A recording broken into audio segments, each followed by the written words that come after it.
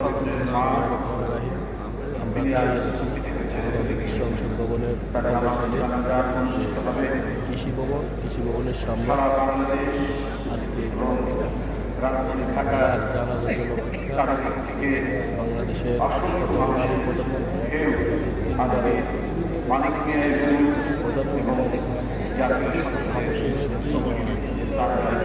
প্রধানমন্ত্রী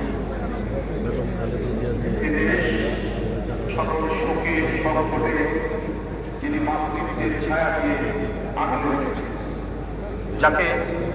হুমকি দেওয়া হয়েছিল এই দেশ ছেড়ে চলে যাওয়া, কিন্তু মৃত্তিকা এবং মানুষের প্রতি তার যে অঙ্গীকার, তার যে দৃঢ় অঙ্গীকার, এই অঙ্গীকার রক্ষা তিনি কোনো হুমকিকে আমলে না নিয়ে, হুমকির কাছে মাথা নত না করে তিনি এই মৃত্তিকার সাথে সংশ্লিষ্ট থাকতে দেশের জনগণের সাথে, আর এই জন্য সহ্য করেছেন সীমাহীন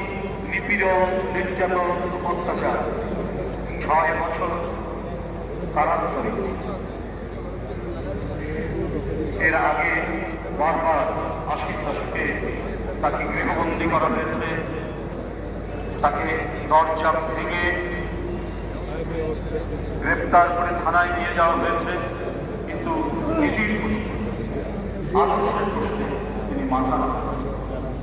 রাজনীতি মানে জনগণের উচিত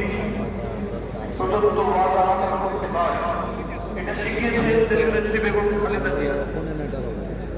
রাজনীতি মানেই হচ্ছে একটা উচ্চতর নৈতিক আদর্শের বিষয়, সেটি জানানো দিয়েছে নিজের জীবনের তার কর্মের মধ্যে দিয়ে তিনি প্রতিষ্ঠিত করেছেন যে নৈতিকতা, নীতি এবং অঙ্গীকার রক্ষা করা এটা উচিত রাজনীতি, যেটা তিনি তার জীবনের প্রতিটি ঘরে, তিনি জীবনের নানা সংকটের মধ্যেও তিনি সেই আদর্শটিকে প্রতিষ্ঠিত করেন। এদেশের স্বাধীনতার মহান ঘোষক, একাত্তরের রণাঙ্গনের মুক্তিযোদ্ধা, সেক্টর কমান্ডার আমরা চাইও না, এই যুগ্ম হবে চাই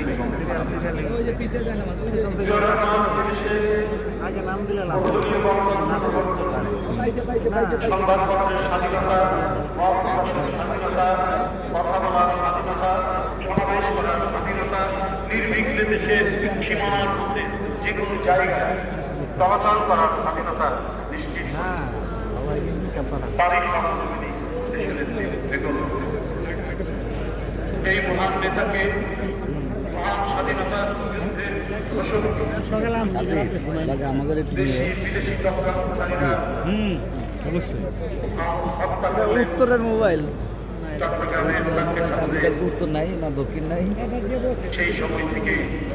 তারপর থেকে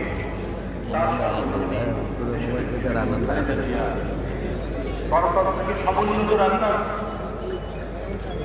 এবং ভারতের গণতন্ত্রকে পুনরুদ্ধার করার প্রশ্নে কখনোই কুণ্ঠিত তিনি নিরবচ্ছিন্ন সংগ্রাম বিজয়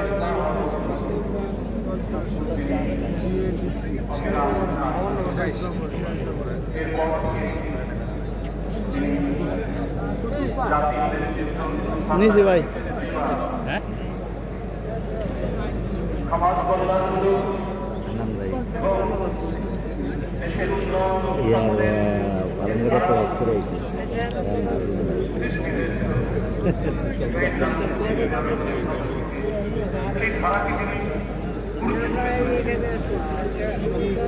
শিক্ষার ক্ষেত্রে আনন্দ সব কিছু